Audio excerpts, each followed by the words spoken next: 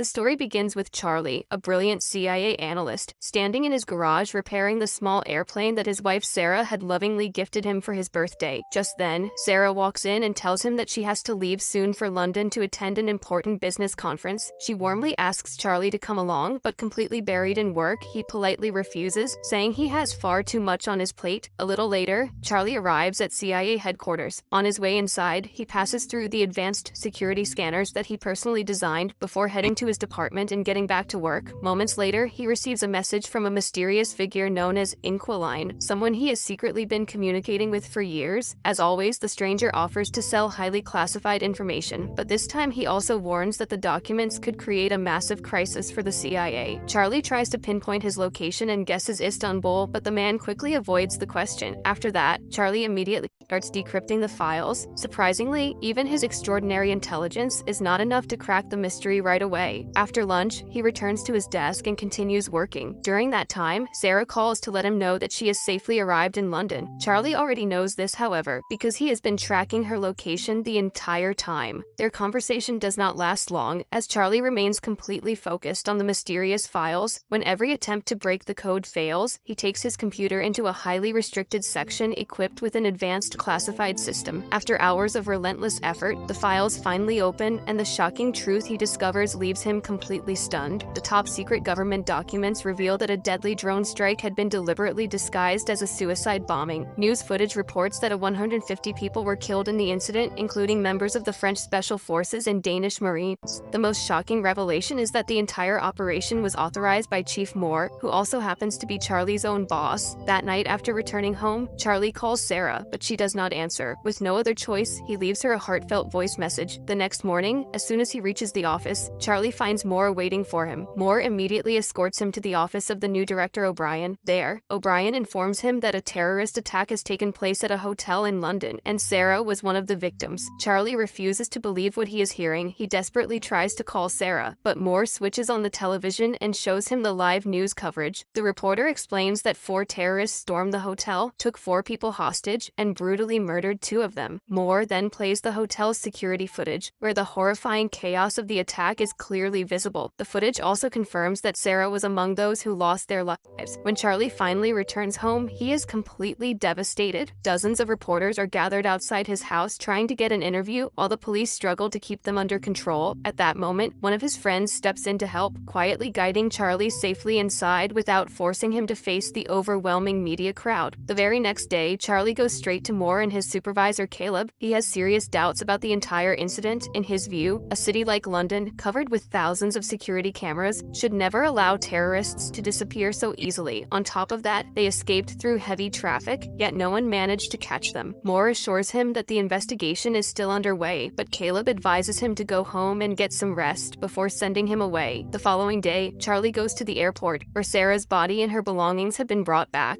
After returning home, he opens Sarah's suitcase and finds a special gift she had secretly bought for him. The sight completely shatters him. The memories of Sarah hit him so hard that he can no longer hold back his tears. Sitting alone inside the house becomes unbearable, so he decides to return to the office. There, he secretly uses a restricted computer system to hack into the hotel's surveillance network, along with the nearby street cameras. After hours of relentless work, he pieces together the complete timeline of the attack and presents it to his senior officials. The investigation reveals that the 4 terrorists had stolen a vehicle from the eastern part of the city. They then entered the hotel through the service entrance and carried out the operation so cleanly that they left behind neither fingerprints nor any trace of DNA. They were supposed to meet representatives from an Indonesian company called Impact Investments, but for some reason the discussion turned into a heated argument. The situation became even worse when one of the company's security guards lost his temper. In response, one of the terrorists opened fire, killing one guard on the spot, while seriously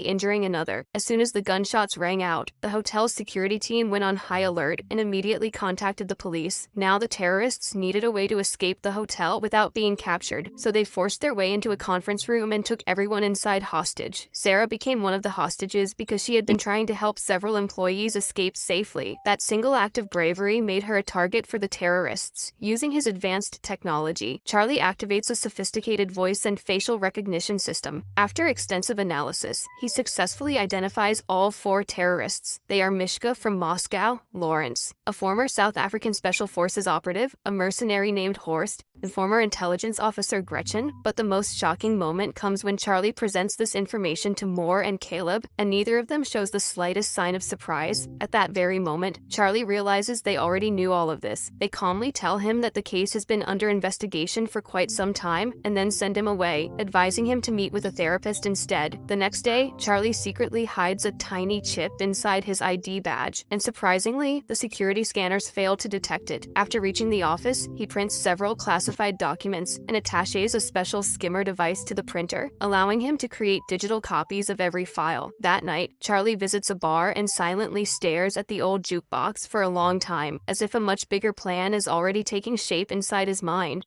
Following morning, he confronts his superiors once again. This time, he arrives carrying printouts of the classified files. He exposes several of Moore's secret and highly controversial operations, including an attack on a hospital in Syria and another strike on an allied military base in Yemen. Those missions had claimed the lives of thousands of innocent people. Charlie makes it clear that if his demands are ignored, he will personally deliver the entire truth to the CIA director. He also reveals that he has activated a dead man's switch. That means if he fails to enter a specific code every 5 hours, all the evidence will automatically be sent to major news networks around the world. In exchange for his silence, Charlie lays out several demands. He wants full CIA field training, forged passports, cash, a weapon, and most importantly, every piece of intelligence related to Sarah's killers. After the meeting ends, Charlie gets into his car. The constant stress and overwhelming pressure become too much, and he suddenly throws up inside the vehicle. Back at the office, Moore believes Charlie is only bluffing, but Caleb refuses to take any chances.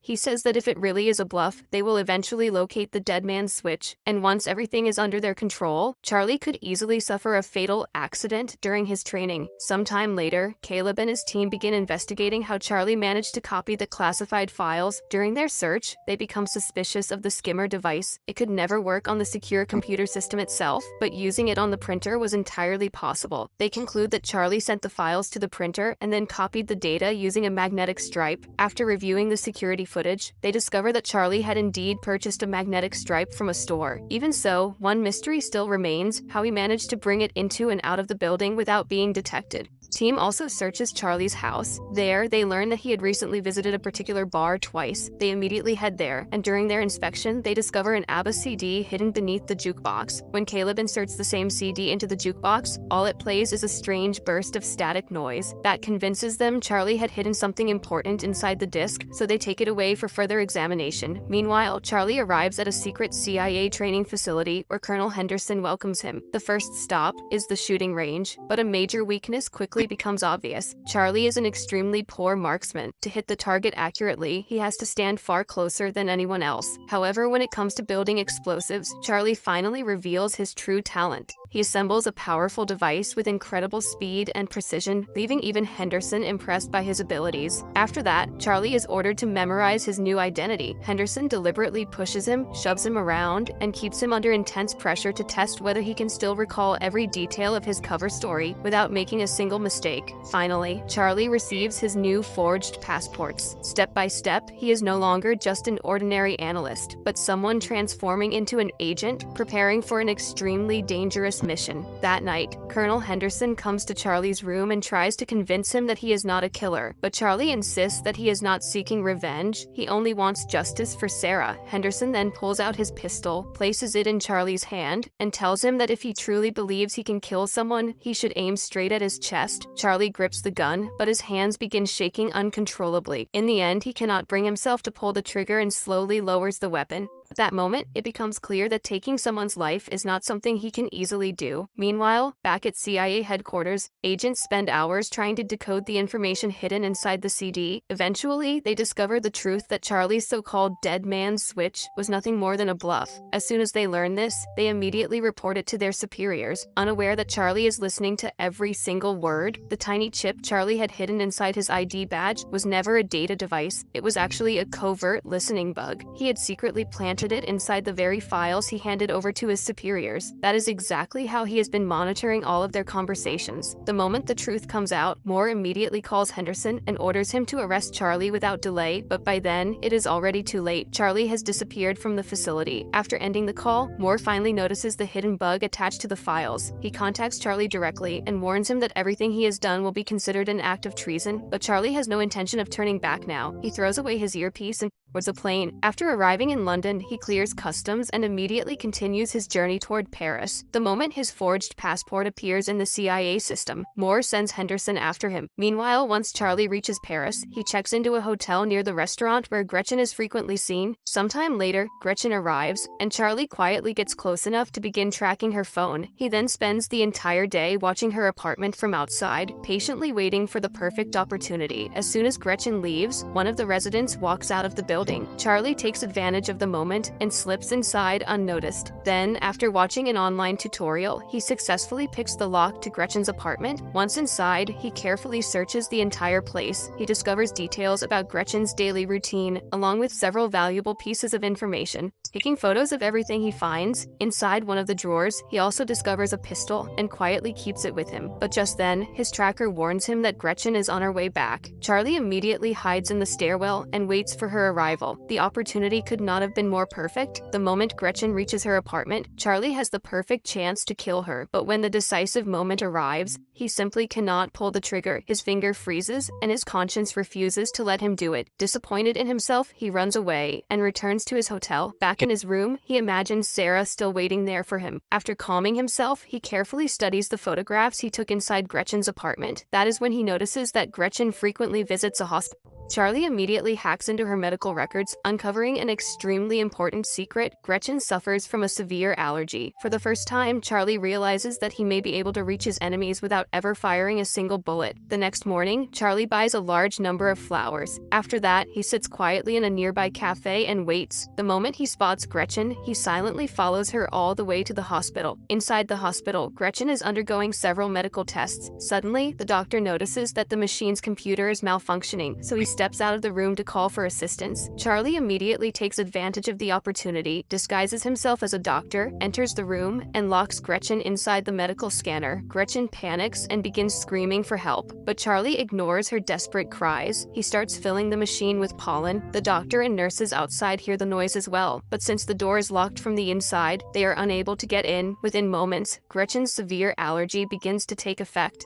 Her breathing becomes heavier, and her body starts growing weaker. Charlie then tells her that if she reveals Ho's location, the man who shot Sarah, he will save her life. But by then, the allergic reaction has become so intense that Gretchen can barely speak. Finally, Charlie unlocks the machine. The instant she gets the chance, Gretchen suddenly attacks him, slamming him into a nearby table. A brutal hand-to-hand fight immediately breaks out between them. They crash into furniture all across the room as they struggle to overpower each other. Charlie pulls out his pistol, but Gretchen manages to overpower him once again before opening the door and making her escape. Charlie rushes after her until they reach the street. He is just about to fire when a speeding car suddenly crashes into Gretchen. She dies instantly before his eyes. The horrifying sight leaves Charlie completely shaken. Even so, he gathers himself, walks over to her body and takes her phone. He quickly flees the scene and throws his doctor's lab coat into a trash bin along the way. After returning to the hotel, he washes the blood off himself and hurriedly packs his belongings. That same night, he arrives at the bus station and buys a ticket to Marseille. Sometime later, news of Gretchen's death reaches the CIA. Director O'Brien questions Moore about what happened. Moore simply replies that it appears Gretchen was eliminated by one of their own people. Meanwhile, Charlie is overwhelmed with guilt. That night, he walks into a bar and drinks heavily in an attempt to drown his pain. In his drunken state, he imagines Sarah dancing on the dance floor, but when he looks more carefully, he realizes it is only a woman who happens to resemble her. At that very moment, he notices Henderson walking toward him. Charlie immediately panics. Pushing his way through the crowd, he rushes out of the bar and sprints through the streets. After running a considerable distance, he hides inside another bar, but Henderson tracks him there as well. Seeing this, Charlie quickly locks himself inside the bathroom. Once inside, he realizes there is no window and absolutely no escape route. Left with no other option, he steps back out and sits down beside Henderson. During their conversation, Charlie learns that Henderson tracked Gretchen's phone to find his location. A few moments later, Charlie shows Henderson a countdown timer running on his phone, then he suddenly jumps up and and runs outside. The very next second, the bomb hidden inside the bathroom explodes with tremendous force. The blast throws the entire bar into complete chaos. Terrified people begin running in every direction to save themselves. Taking full advantage of the confusion, Charlie disappears once again, and this time, Henderson loses sight of him completely, as if that were not enough. The tracker connected to Charlie's phone also stops working. Once again, Charlie has managed to stay several steps ahead of everyone chasing him. The next morning, Charlie contacts Quenscene in search of help. After that, he boards a cargo plane and heads for Turkey. Once he arrives in Istanbul, he enters a restaurant and sends a message to Quenscene. A few moments later, he hears a man's phone ringing nearby. Charlie assumes the man must be Quenscene, so he starts walking toward him. But before he can reach him, a woman steps in front of him and quietly tells him to check his phone first. As Charlie walks outside, the same woman approaches him again and reveals that she is the real Quenscene. She already knows about Sarah's death and everything that has happened to Charlie. To avoid surveillance, she tells him to hide his cap and bag inside a shopping bag so no one will pay attention to them. She then asks Charlie to wander through the crowded market like an ordinary tourist before meeting her later at a nearby garage. At the appointed time, they meet again, and the woman drives Charlie to her home. On the way, she tells him her story. She explains that after her husband's death 6 years earlier, she began learning advanced hacking skills. Her husband had been a secret source for the CIA while also maintaining ties with Russian intelligence agencies. In fact, he was the original Quenscene and the one who taught her everything she knows. According to the official records, her husband died after falling from a window, but the way she tells the story makes it obvious that the truth is far more complicated than it appears. After reaching her house, she explains that it is the first place where she has managed to remain hidden for more than 3 years. She admits that she has grown exhausted after spending so many years constantly on the run. She even reveals that if Russian agents ever come for her, she has already prepared one final escape of her own. The conversation then shifts to finding Sarah's killers. They discover that Ho is the key figure responsible for recruiting mercenaries for more. Meanwhile, Lawrence is a major international arms dealer. Quenscene immediately comes up with a plan.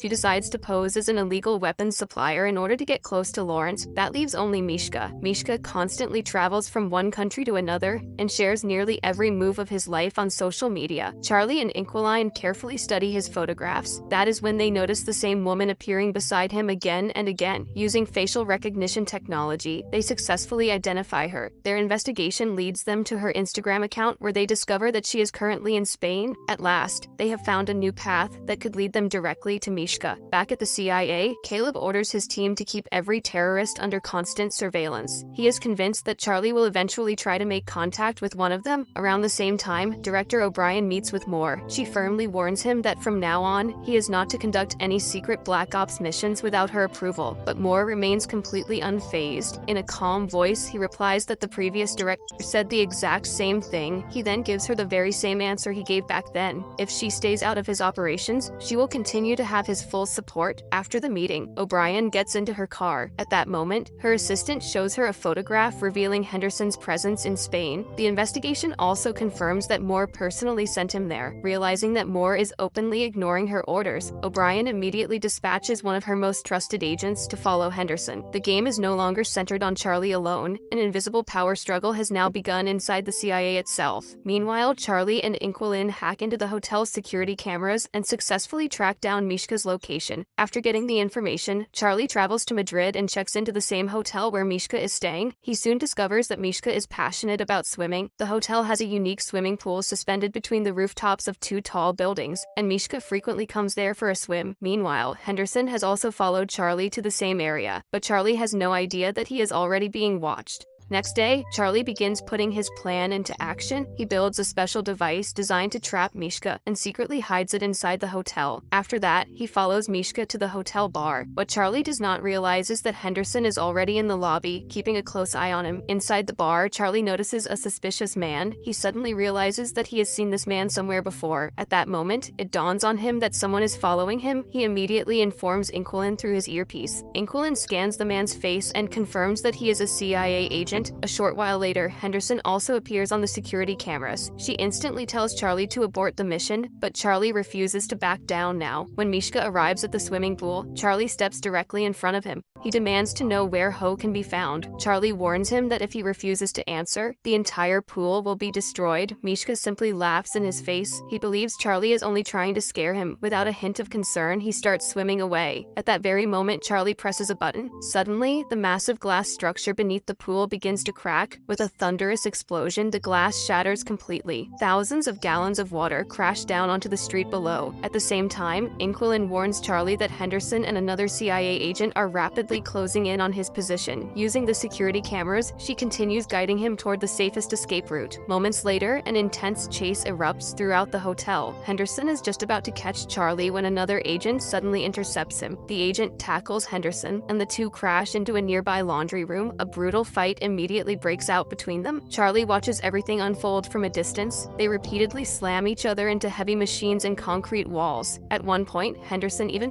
forces the other agent's head inside a washing machine. The fight turns even more dangerous when the agent pulls out his pistol and shoots Henderson. Despite being wounded, Henderson manages to seize the weapon and fires back, killing the agent. A short while later, Charlie enters the room. For a moment, he wonders if he should help Henderson, but Inquilin quickly reminds him that his mission is far from over. With no other choice, Charlie walks away. The following day, back at the CIA, Director O'Brien summons Moore to her office and questions him about Charlie. Moore lies without hesitation, claiming that Charlie is on bereavement leave following his wife's death. O'Brien lets him leave, but the moment he is gone, she retrieves an important piece of hotel surveillance footage. It is obvious that she does not believe a single word Moore has said. At the same time, Caleb and his team are also analyzing the same footage. After carefully reviewing the video, they realize that Charlie is not working alone. Someone is clearly helping him behind the scenes. They immediately begin tracing Charlie's encrypted communications. After a lengthy investigation, they finally recover his conversations with Inquilin. Then comes a major revelation. Digging through old intelligence files, they find the records of the original agent once known as Inquilin. Their investigation leads them to one final conclusion. After that agent's death, his wife inherited both his identity and his entire intelligence network. For the first time, the CIA realizes that Charlie is not being backed by an ordinary hacker, but by one of the most skilled and dangerous intelligence operatives they have ever encountered. That night, Charlie and Inquilin sleep in the same room, resting side by side. There is no romance between them, but after constantly running for their lives, they simply find comfort in knowing someone they trust is close by. Their sleep is suddenly interrupted by the loud cries of Inquilin's pet birds. When they check the security camera feeds, they are stunned. Multiple agents have already surrounded the house from every direction. Without wasting a second, they escape through a hidden tunnel concealed behind one of the walls. As they emerge outside,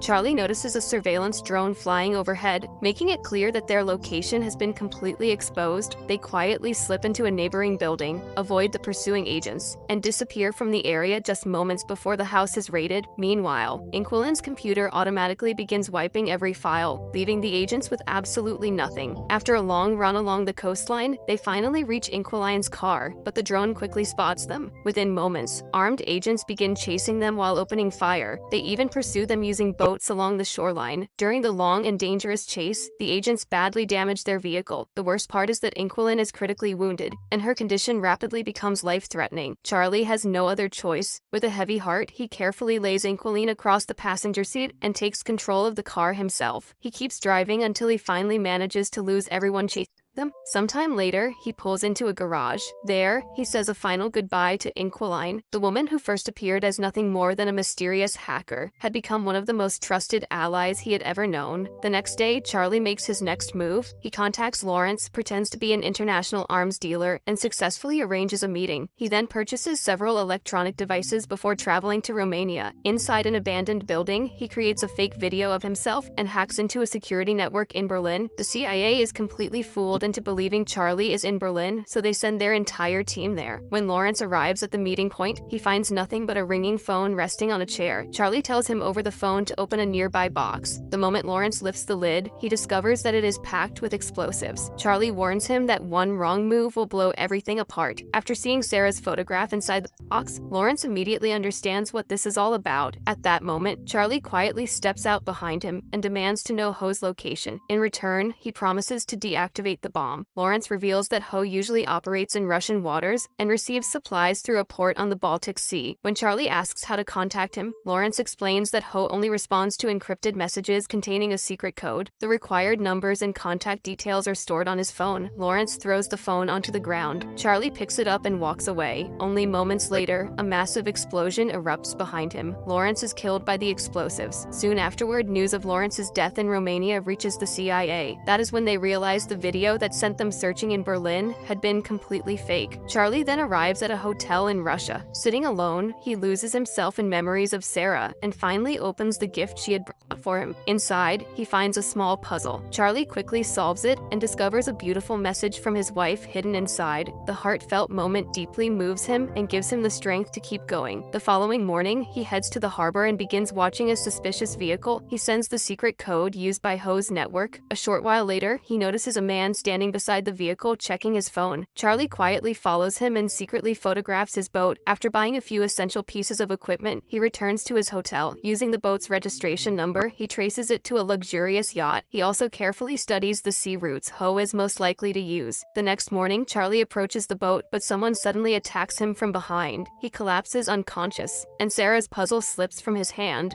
When he regains consciousness, he finds himself aboard the very same yacht. At last, he comes face to face with Ho. Ho already knows about the bomb Charlie used earlier. According to him, Charlie has never killed anyone directly. He has only created situations that led to their deaths. That is why Ho believes Charlie could never shoot a person standing right in front of him. To prove his point, Ho places a gun in Charlie's hand and tells him to pull the trigger. But Charlie does exactly what his heart has always told him to do. He lowers the weapon without firing. Suddenly, the yacht begins changing course. The entire crew panics in confusion. Charlie smiles and calmly reveals that he has taken complete control of the yacht. The vessel is protected by CIA security systems, and Charlie himself helped design those very security protocols. Hacking the system is no challenge for him. He secretly redirects the yacht toward Finland instead. Before long, the Finnish Navy and international authorities surround the vessel. Ho and every one of his men are arrested on the spot. At last, Sarah's killers are brought to justice. Sometime later, Director O'Brien holds a press conference and announces that every corrupt CIA operative responsible for abusing the agency's resources has been arrested. The reign of people like Moore has finally come to an end. Later, Henderson meets Charlie and tells him that he is proud of him. Even while pursuing justice, Charlie never allowed himself to become a murderer. At the end of the film, Charlie visits Sarah's grave one final time and quietly remembers her. After that, he returns home and takes to the skies in the small airplane Sarah gave him for his birthday. For the first time, peace can be seen on his face. He has finally found justice for his wife and the strength to move forward with his life. So, what did you think about this movie?